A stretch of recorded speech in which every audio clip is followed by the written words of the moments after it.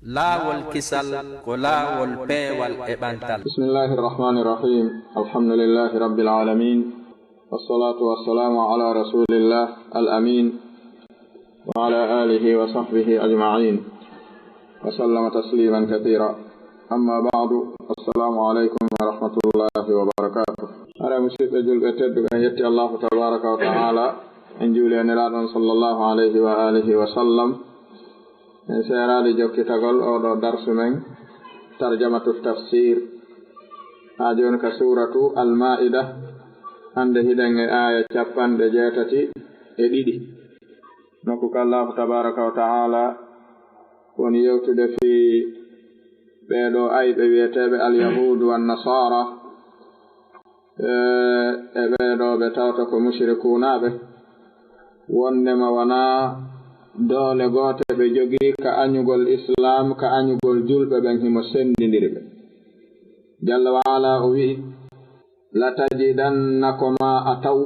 si a yaltiɗa ɗaɓɓa ashadda nnasi ko ɓuri tiiɗude yimɓe ɓen fof adawatan konnaagu e ngayngu lilladina wonande ɓen amanu gonɗinɓe a tawoyay ɗum alyahuda ko alyahudaɓe ɓen walladina e ɓen ashraku shirkoɓe.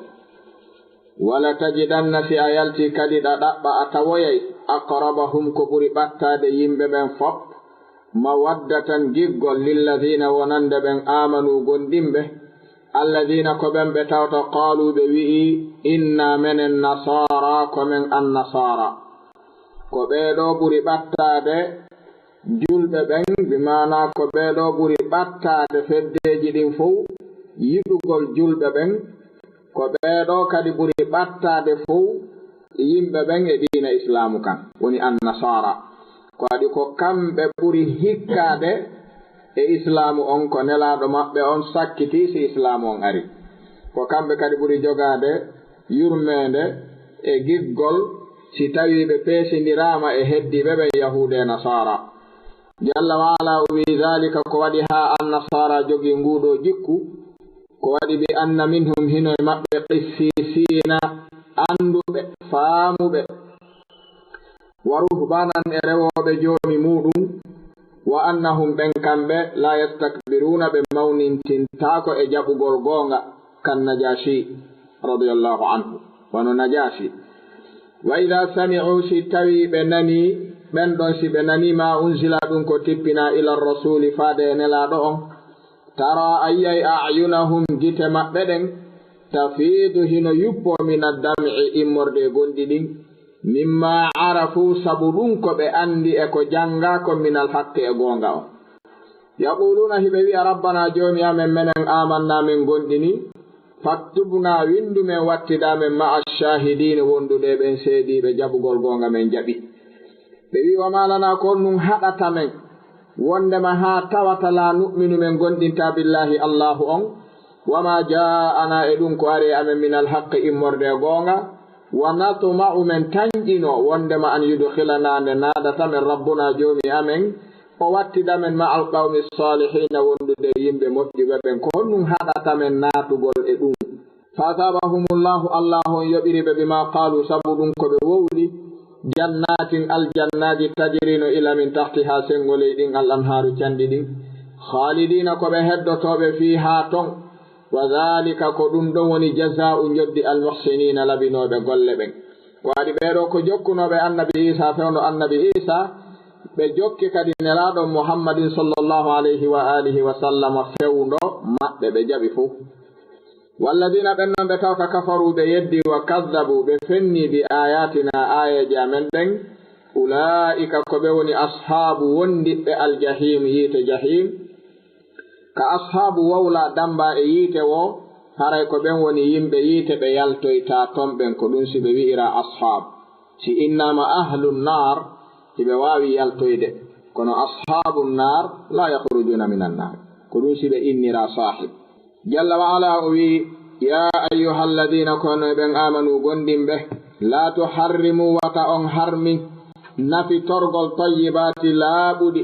ɗinɗi tawtama ahallallahu lakum ɗum ko allahu on daginani on wala ta'tadu wata on jaggitu ha wowlon ko o wowlana on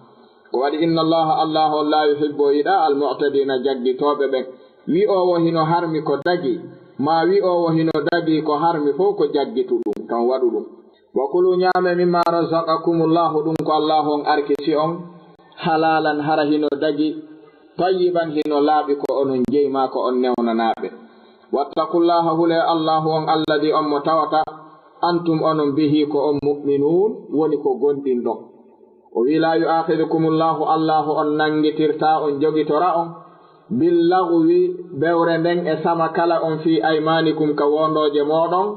walakin ko woni tun yu'akhidukum ko nangitirta on bima aqadtum ko ɗum ko fiɓuɗon al aymana wondoje ɗen e dow muɗum. si tawi neɗɗo on wondiri tawi wondore nden tenta ma o wondiri wondore tentude wondude fellitugol ko hunde kaari feeñoyi ko felliti o woni ko wona ɗum jomi men nangitirtamo ɗum ɗon ko ɗum woni ɗum ɗon. o wi faman lam yajid kala ɗon o wi fa kaffaratuhu kaffara si on wondi on yani e wondore haray kaffara muɗum on it'amu ko ñammingol 10 masakina miskinaɓe 10 min awsati immorde hakkunde ko hakkindi ma tut'imuna ɗum ko wonɗon ñamminde ahlikum ɓe ngure moɗon kaka defata ɗon ko ɗon waɗantaɓe soƴƴari ma ɗum hirande aw kiswatuhum ma ɗum holtingolɓe aw tahriru ma ɗum rimɗingol raqabatin dande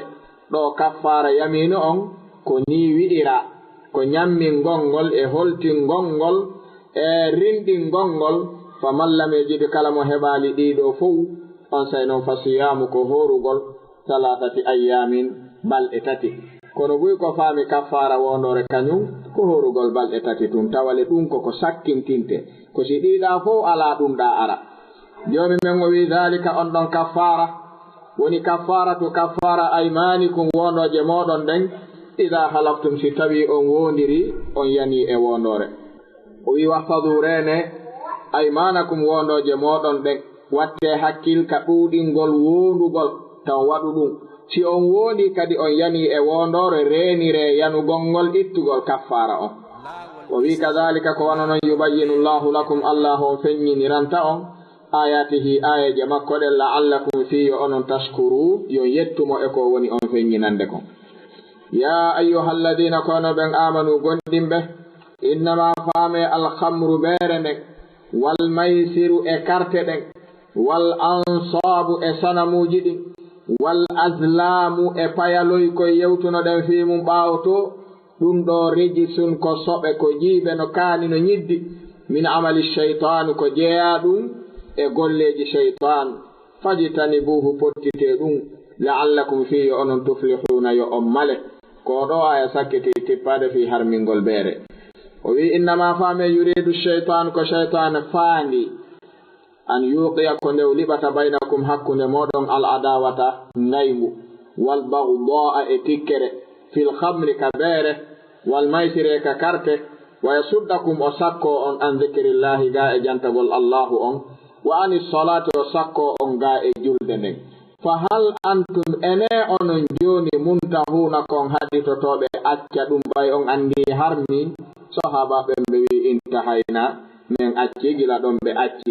ko ɗum si ɓe innay kala fijindaru mooɓindirndu ɗiɗo piiji 3 ndu tawtinte ɗiɗo ndu harmine woni si konnaguno ton tikkere heɓoto ton hawre heɓoto ton sakkagol ga e jantagol jomi men no ton sakkagol julɓe ɓen ga e julde no ton ndun ɗon fijindaru haysi tawi asli mayru ko dagagol gotum e ɗiɗo ka naate e fijindaru o haray ndu harmi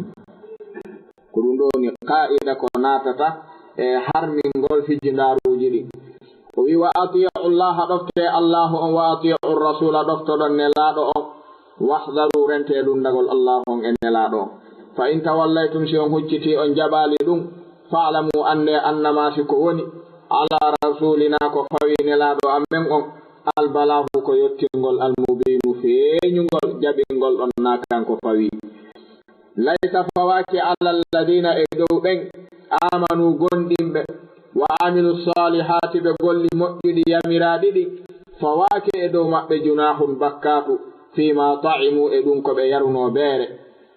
atto harminede ɓe maayi tawi harminaka idha mattaqaw si tawi ɓe huuli joomi maɓɓe wa amanu ɓe gondini joomi maɓɓe wa amilu salihati ɓe golli moƴƴiɗi yamiraɗi ɗi summa ɓaawo ɗum ittaqaw ɓe rentike joomi maɓɓe ɓe hulimo wa amanu ɓe gondinimo summa refti ittaqaw ɓe hulimo ɓe rentikemo wa ahsanu ɓe labini wallahu allahu yuhibbu himo yiɗi almuhsinina labinayɓe ɓen oɗo aya ko fii yarunoɓe beere ɓen atto beere harmineɓe ɓe feƴƴini tawi beere harminaka taw sahabaɓe ɓe landi fii ɓen ɗon noon yaruɓe beere ha maayi tawi beere harminaka nelaɗo ko honno joomi men waɗoyta ɓen joomi men jaabi fii maayuɓe tawi harminaka ɓen jalla wala o wi ya ayyuhalladina kono ɓen amanu gonɗinɓe la yabluwannakumullahu koma allah on jarriborɗon bi shay'in hunde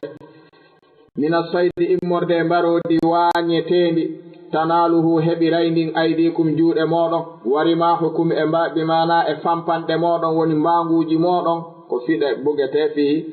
tufugol kullum waañetekum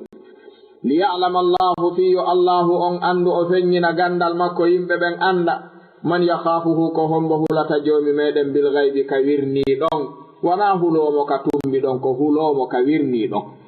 faman i'tada kala noon on jaggituɗo ba'da dhalika ɓaawo feññinede nden wata waɗe o waɗi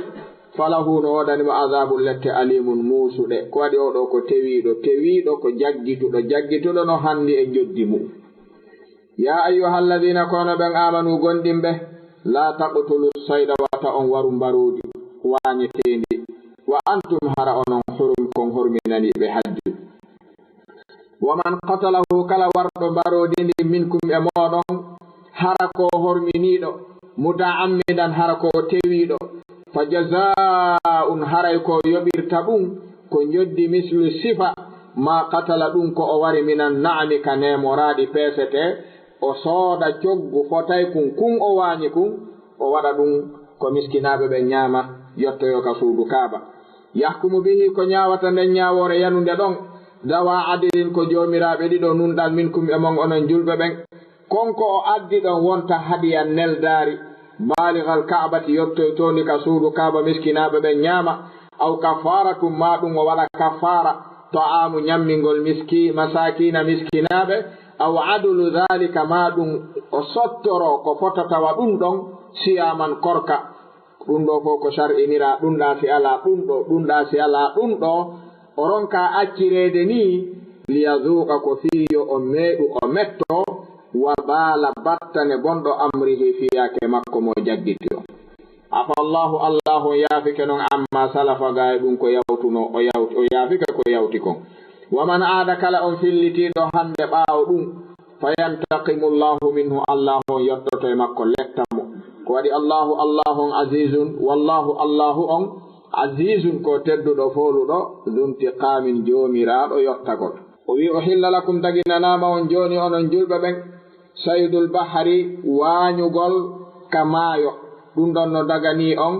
wa ta'amuhu ñamete muɗum no dagani on ɗum mata'an lakum ko dakamme wonande on wali sayyara ɗum ɗo kadi ko dakamme wonande setotoɓe ɓen waañugol ngol kañum ka maayo hormini ɗon wo on horminaki wo no dagani on waañugol harmangol horminiɗo on kaka jorndi wana ka maayo wa hurrima harminama alaykum e dow moɗon saydul barri waañugol ka jorndi ka leydi ma ɗum tum fanni ma hiɗon duumi e huruman kon horminaniɓe hajju wattaqullaha hule allahu on alladi on mo tawta ilayhi ko faade ka makko tum tuhsharuna woni ko mooɓi teyte ɗon ko ton woni ko mooɓi tete ɗon natte ɗon ka makko kanko allahu tabaraka wa ta'ala ɓay noon ala ka rewe sina ko ton hootete mooɓodire joomi men hule on mo tawta ko ma hooton ka makko tanjini ko ɗon woni rubu on e waydarade noon inchallah hada wallahu taala ala wa alam wassalamu aleykum wa rahmatullah laawol kisal ko